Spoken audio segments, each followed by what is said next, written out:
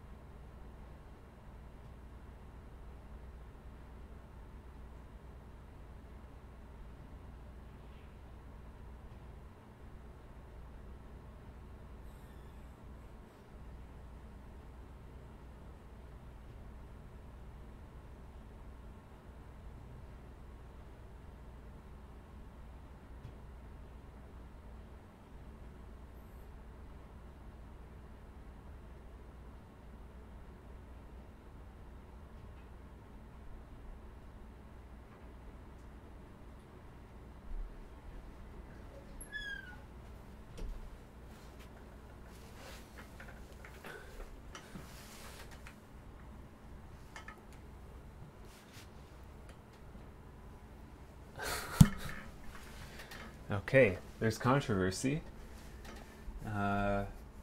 Looks like Dabu tried to dodge by saying his dog needed to go out, but was called on it and immediately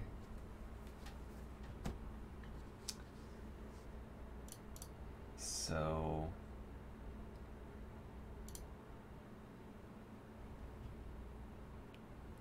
what is this?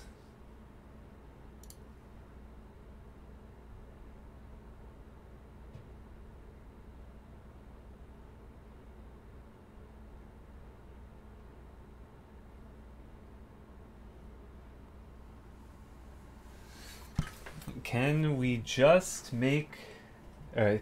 see who can make the prettier picture with their chess pieces instead of trying to kill the other? I like that thought.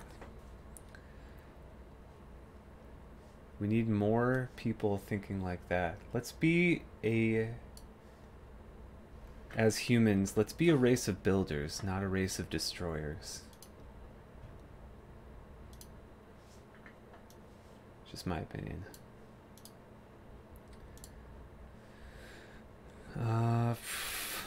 Little flipski. All right, and it looks like we are about ready to begin. We've got game one in the match between Wentza and Dabu. Looks like Wentza has randomly been given the white pieces for the first game, so he'll have the black pieces in the second game, and Dabu will have the vice versa. We got a queen's pawn opening. Okay. And then immediately e3. I don't know if this is a system. The queen e2 is usually... maybe he's just trying to build a pretty picture. Usually, the queen's gambit would be playing c4. Oh dear. Well, he's having fun with it.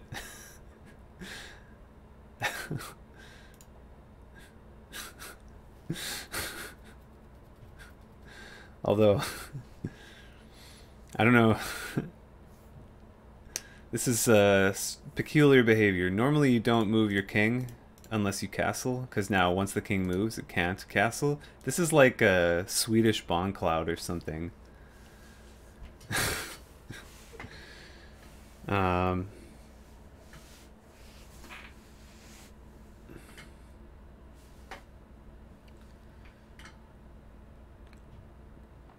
I don't really know how to comment on this. This is quite a unique position.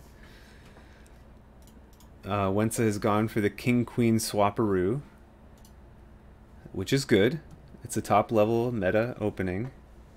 The pressure's really... I mean, everyone knows that this is trash, but the pressure's on Dabu to prove it. And I think it's not that easy, because he... I mean, even though White has not really accomplished much in the first 6-7 moves, he also hasn't really weakened his position that much, other than his king not being able to castle.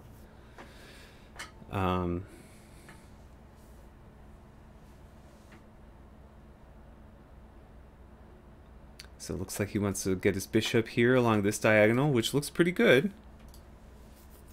Pretty good diagonal. I don't know. I mean, maybe he can play bishop, knight, king up, rook over, king back if he wants to stow his king away that way. Huh. C2 is normally not a particularly weak square, but it may become very weak this game due to the swap. I think, but actually this is kind of a mistake. White can win a piece here. Push the pawn to kick the bishop, push the pawn to kick the knight, and then advance the pawn and the bishop's trapped.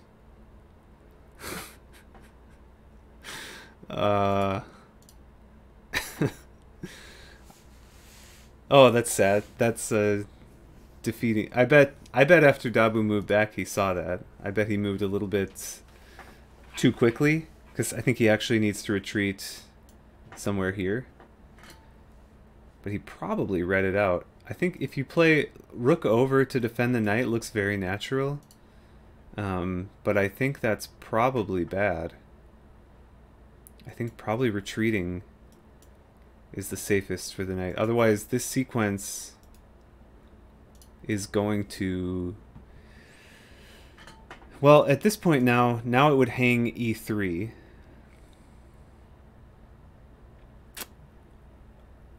Okay, you can just take it. There's a pin. So, I mean, White's hitting the square 3... Oh, no, this is pinned as well. There's a lot of pins. See, the king being right here...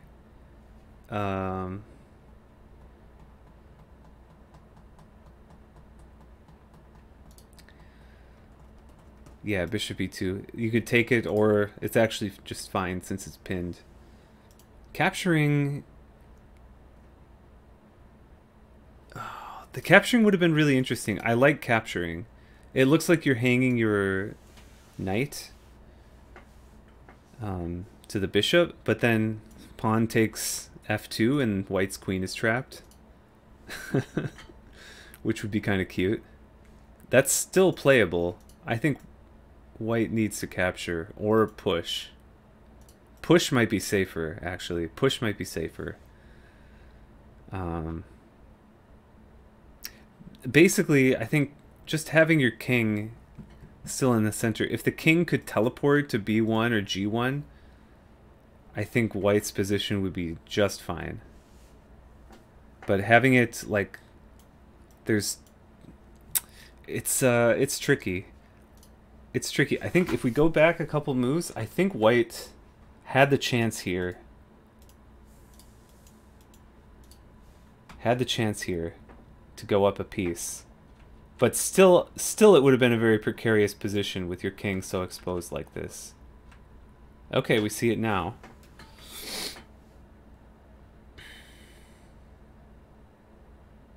But pawn takes is crushing.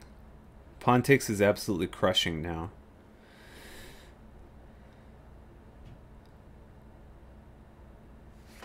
This is absolutely crushing.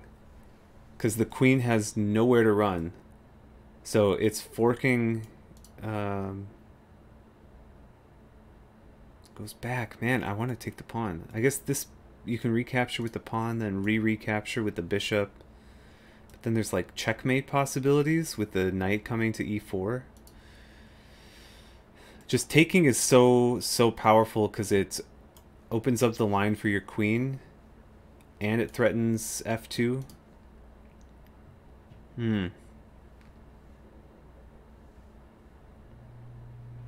Okay. Now capturing wins the knight. The knight can't move because it'll be pinned, and it's hit by the pawn.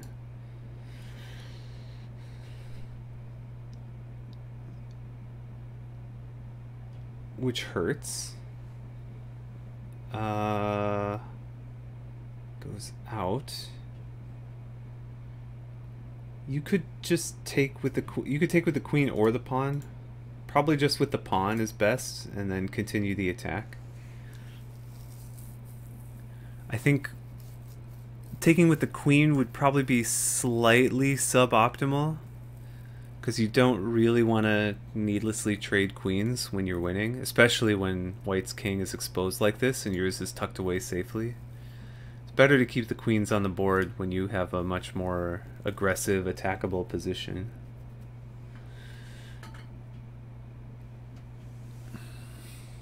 So if you take with the pawn, white recaptures, then you could slide your rook over or bring one of your knights in somehow. I guess this would be bad.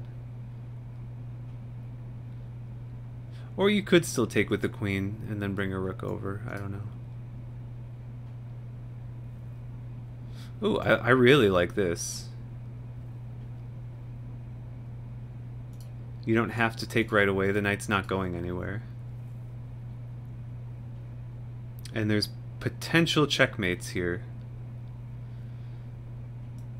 You take with the queen, check, queen recaptures, take with the pawn, and if king recaptures, then rook here. If the king drops back, you got checkmate. So you might have to block.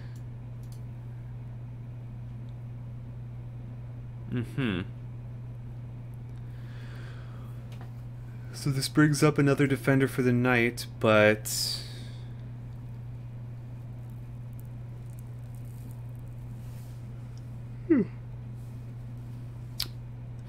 it's not... I don't see a great way for white to salvage this position. I really like the Swedish Bond Cloud opening for the first couple moves, swapping your king and queen around. But I think the follow-up just wasn't quite there. Force him to move king d2 and then take your rooks out. I think it happens either way. I mean, the king already can't castle. Yeah, he did that. This is the opening.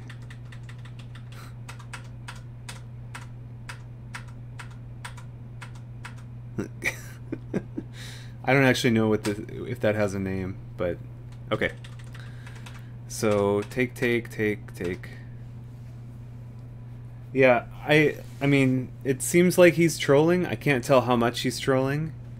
He's been playing, it seems, fairly seriously since then.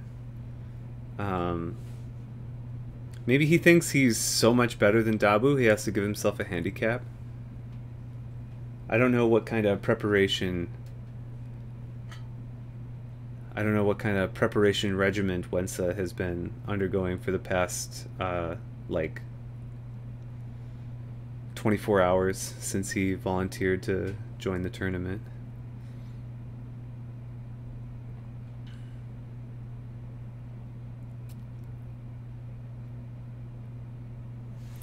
Okay. I think if I'm white here, my #1 priority is move my king out of the center so I can move my bishop. Actually, if you move your king, you're gonna get here, there. I think you gotta move your king, though. I think you just have to move your king. There's an interesting play here.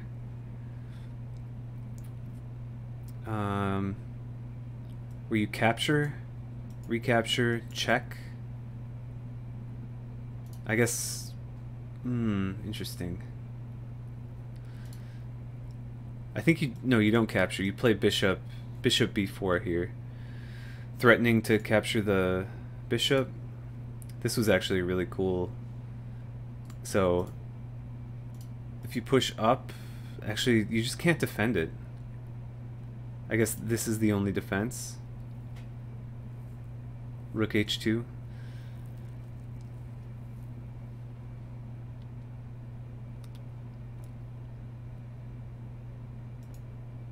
Rook h2 the only defense.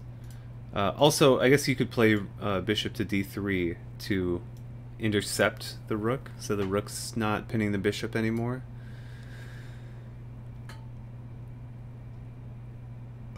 That's checkmate. He built himself a tomb, sliding his bishop or his rook over. All right, I think Wentza's honestly off to a pretty good start. I think he probably hasn't played chess in like exactly a year since the last tournament. So the first game back is always going to be, you know, get your feet under you, reacquaint yourself with how the pieces move, make sure your king and your queen are starting on the right square that you want them to. And then once you have all that, going, then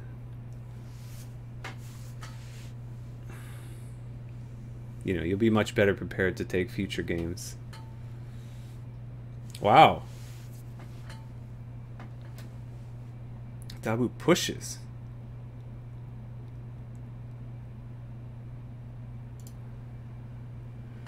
Says, I don't want your knight coming out. Bishop, so threatens it, then d4. You can play c5 right away. And then c3. f6, there's a classic chess proverb, never play f6.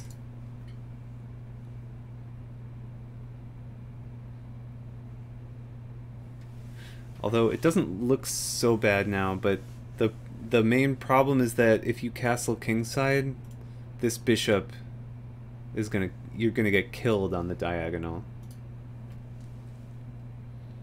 So he may look to try to castle queenside instead. Although right now, white has to prove how you're gonna defend that pawn.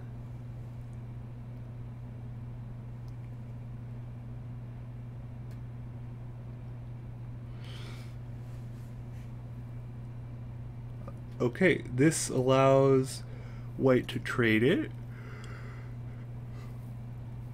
But this really doesn't look too bad for black. I think if white captures, you recapture with your c-pawn, and then you can play e5. Huh, okay, you could win a pawn, right? Queen trade. But there'll be two defenders of this pawn and two attackers. So I think you can win a pawn here if you want.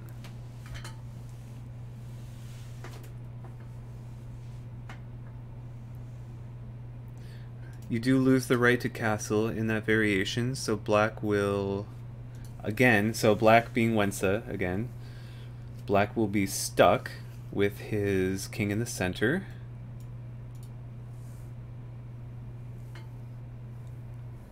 Ooh, trades off every piece. Pre-moves. Wow. Okay, so black is up a pawn. Wentza is firing on all cylinders here. Bishop comes out, threaten the other bishop, intercept. Very nice, very nice. Okay, okay. We got a game here. I think, so priorities for black, probably you want to move your king. c7 looks like a really nice square because it's not on an open file, but it helps to defend the d file against this nice white rook. For white, I think the target especially is going to be e5 and then e7. Because they're isolated pawns. Nice. Oops. Excellent move.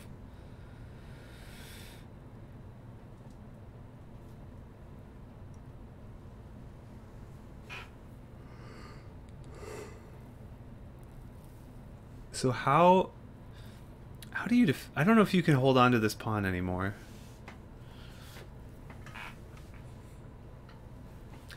This could be kind of a crazy thought, but you could sacrifice your bishop on g4, take with here, and then you get 2 pawns for the bishop, so then you're total up 3 pawns for a bishop, which is about okay in theory. And if you do that, you also open up your rook. This is excellent. G5 is excellent. And now you push and cement the chain, and the pawns are on dark squares, so the black bishop can't do anything. And also, the black knight can't move anymore. G5 is an excellent move, which is why pushing here is probably a mistake. Okay, I gotta be careful. This pawn's hanging, so it looks like you can take the pawn, but your pawn on e7 is hanging and will be a fork. So that would be potentially game losing. I think instead it could be considered. That's a solid move. Defend your pawn, absolutely. I think putting your rook on f5 looks important to try to fight for this rank. Put more pressure on this pawn. Try to get white's, because white's rook on e5 is super prominent. Hits everything. Yeah. Okay, so the pressure is mounting on e7, but the pressure is relieved on the d file. So you push the pawn, you still lose it. You might... Okay, takes his own pawn. Seems fair. So after trade, this knight's hanging, so you take the pawn with it. But then your bishop's getting attacked. Check. Interesting. Hangs the rook. Oh! Slow down, Dabu. Yeah, okay.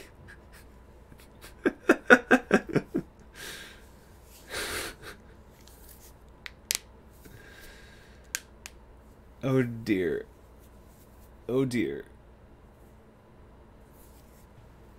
Wentza had a great game going, and I think this is tricky. Instead of playing check, if you take the pawn, white's bishop can't come here. You actually cover that square, so you can't immediately threaten the bishop on d7. I think black was actually looking pretty good. And this pawn was... Okay, so the white knight was on c3, and this pawn was defending both of the squares that the white knight wanted to go to.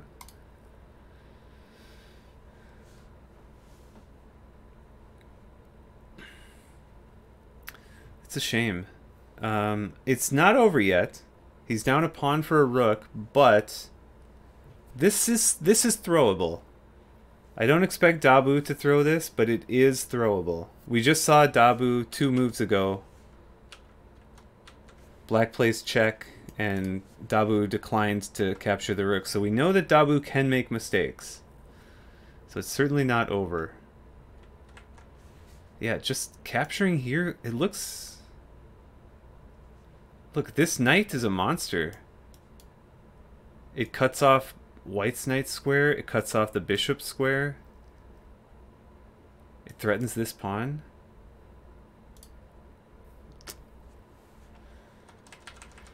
That would have been a different game. That would have been a different game. I think Wentza probably needs to play king d6 very soon so that his bishop is no longer pinned, because if white's bishop ever gets on this diagonal, black's bishop is just lost.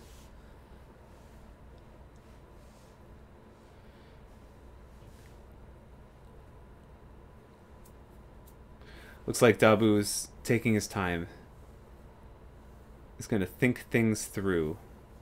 Or he's going to TTT, as we say.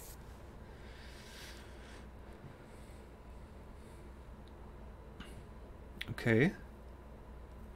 I mean, Wentza does have a 2-to-1 majority over here.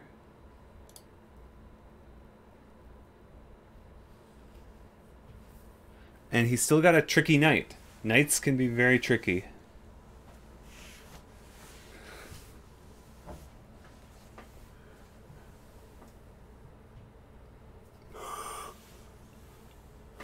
Okay. So immediate threat right away. Bishop to f5. Okay, still. I think you still play that. You trade off the bishops. Yeah.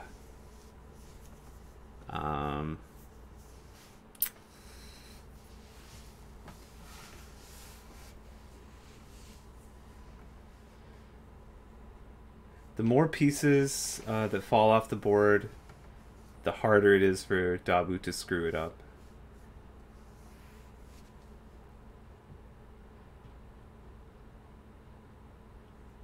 Okay. Pushing his other pawns. As long as the king remains pinned, there's no necessity for Dabu to immediately do this trade. So I think the plan is he wants to put his knights here. He wants to... So the black knight is the only defender of the d7... Oh, well, other than the king. Yeah, okay. So now that the bishop was going to be able to move, then Dabu's like, okay, I got to take it now.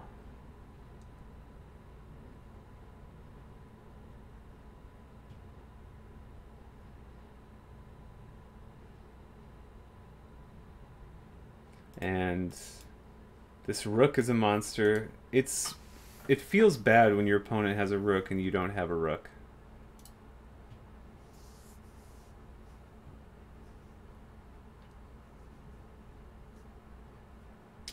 Does feel bad. Ticket to victory for white now. Just push this pawn. You put your rook on the g file so the king can never get across, and then just push the pawn. The knight will probably be able to stop it by sacrificing itself somehow.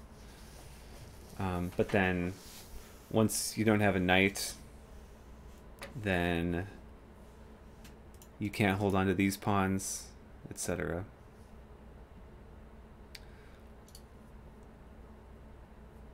Let's see, Wentza's going for tricks. He's still got a knight, which could be tricky. Like if Dabu drops this rook back, there's this fork. Whether it would be enough to win, it's difficult to say.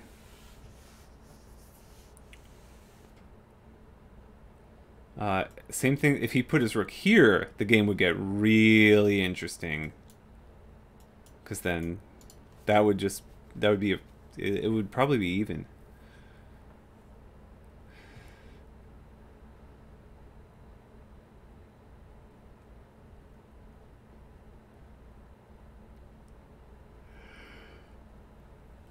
So I don't remember how Dabu got his knight over here, but it's kind of out of the action now. It's kind of out of the action.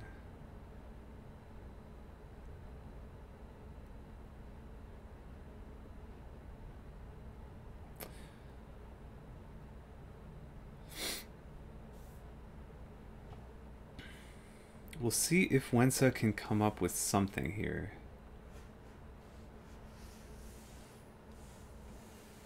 Push the pawn. Probably have to put the rook behind it. Okay. Probably got to stay in front of the pawn, I think. Okay. Makes sense. Normally you don't want to trade a rook for a knight, but the only way Dabu was going to lose that game was if his rook got forked or whatever. So he has reduced the problem to a known solution, and now Wentza can stop this pawn. He can probably get over and stop this pawn, but he can't stop both. And at this point, the c pawn will become a queen. Or He could go rook. Okay, he does go queen.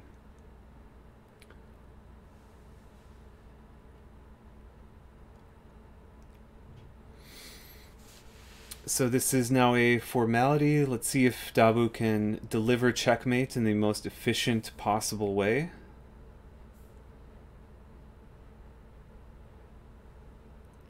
I think usually I guess he'll go for more pieces to make it easier. Goes for a rook this time.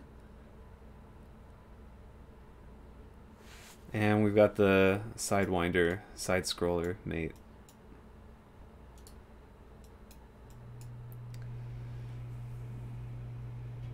Yep, now just bring your queen here for checkmate.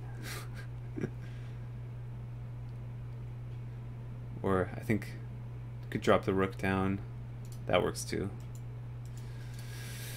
I think when you have a king and a queen against a king, usually it's like the most efficient possible way to checkmate. Usually only takes like 4 moves, even in the center of the board. You just have to corral the king effectively. Well done to Wentza. Let's take a quick look at a couple things in this game. This game definitely had a few interesting moments.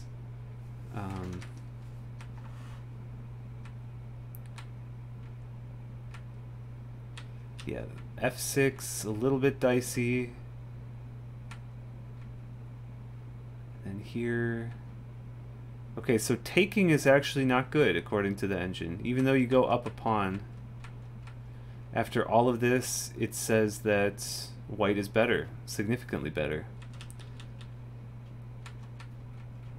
So maybe this is something that Dabu has prepared.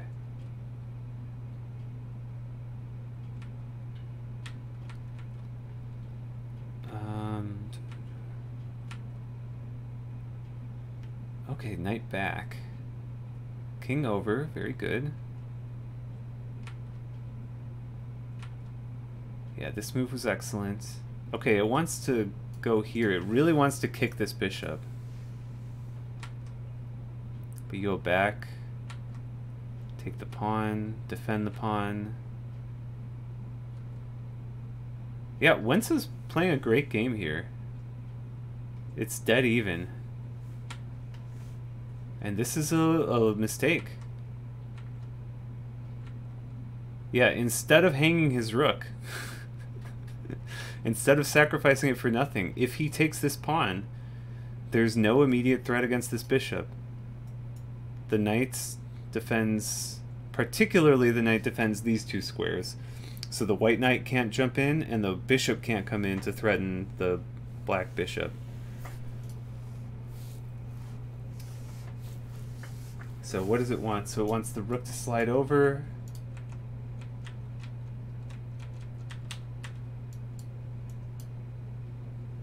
And then it wants you to push. I guess there must be some reading that if you take this...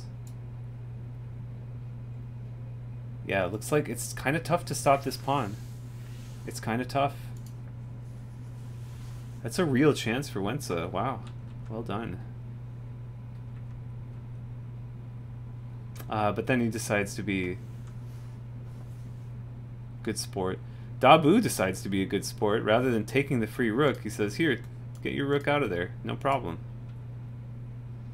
And Wentza insists, please, please take my rook. And then, too much.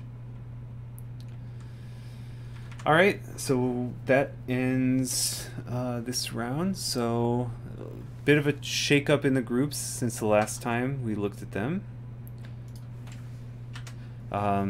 Shox and Chantel have withdrawn and have been replaced with Wentza and me. So Group A, very uproarious group.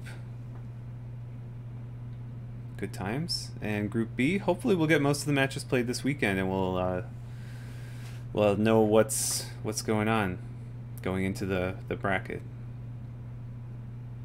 which would be good. All right, GG's, well done. I think Wentza should be proud of his performance, having not really played in over a year. Going up against one of the favorites of the tournament, I think, especially in the second game, excellent performance. And Dabu taking care of business as usual, not a lot to say there.